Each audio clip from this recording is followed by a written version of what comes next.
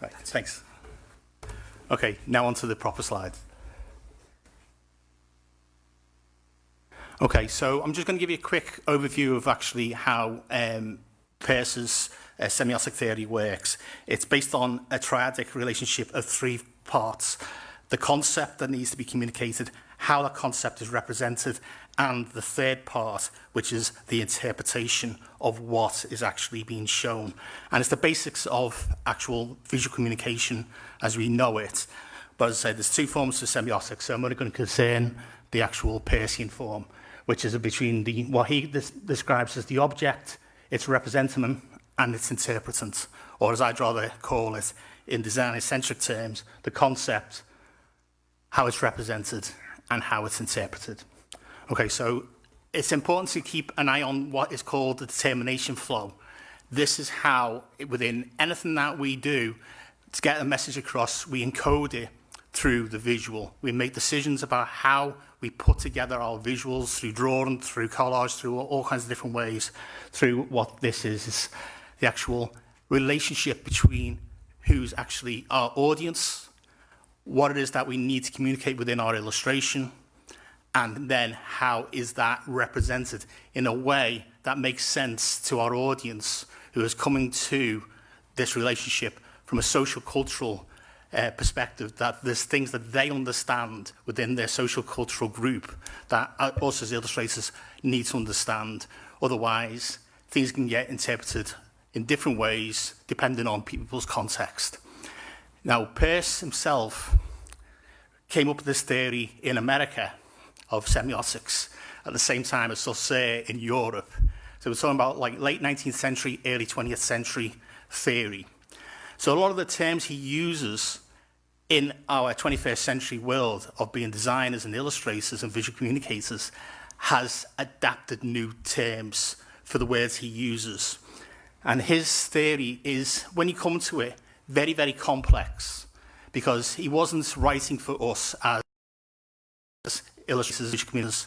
He's writing from a purely logical, theoretical level.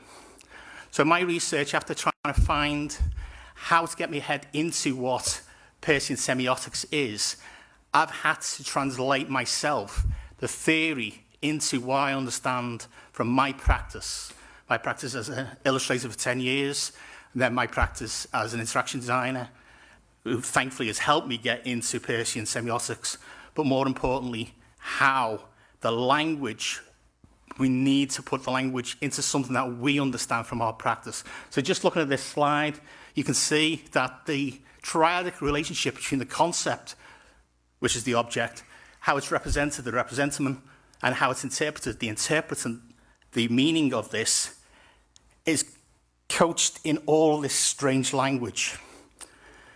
That strange language has a very logical, when you get into the actual theory, way of approaching it. Now, Peirce in 1905, defined 10 forms of semiotic sign, from the basic through to the more sophisticated. And that's what I basically just want to give an overview of today. I'm going to do it by examining through a Peircean theory how the representations that we use within visual communication, through the type of elements we put in our drawings to communicate the meaning of whatever it is we're being commissioned to actually communicate through the illustration, falls within these 10 signs. Now, there's not enough time today, and there's not enough time in the paper to explain all these 10 signs. If anyone is interested afterwards, I can give you a whole appendix from my PhD, which gives you some more examples. I'm just going to focus on 3 forms as part of his triadic relationships.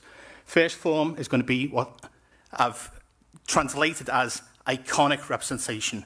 He uses the term icon, has through the internet developed a whole different terminology, expression behind that one word. And iconic, we use iconic all the time, but it means something particular within Peircean semiotics. It's about picking out the object by what resembles the thing we want to communicate. Indexical, if you think about your index finger, it points to something that is existence in the world. And the last one is symbolic, where we agree as a social cultural group the meaning of the imagery that we use. So I'm going to just break these three things down as an example through our ideation phase of coming up with a concept we want to actually then translate into the finished illustration, how we can, and we already do, use this theory without actually realizing it. We work from a purely tacit way, most of us, but because I'm a design educator and we're encouraged within the UK to become more research-led in our teaching, it's important that we start to understand theory and apply it to what we already do as tacit knowledge. So I'm going to use an example of an illustration that I did. The illustration is about 20 years old now, but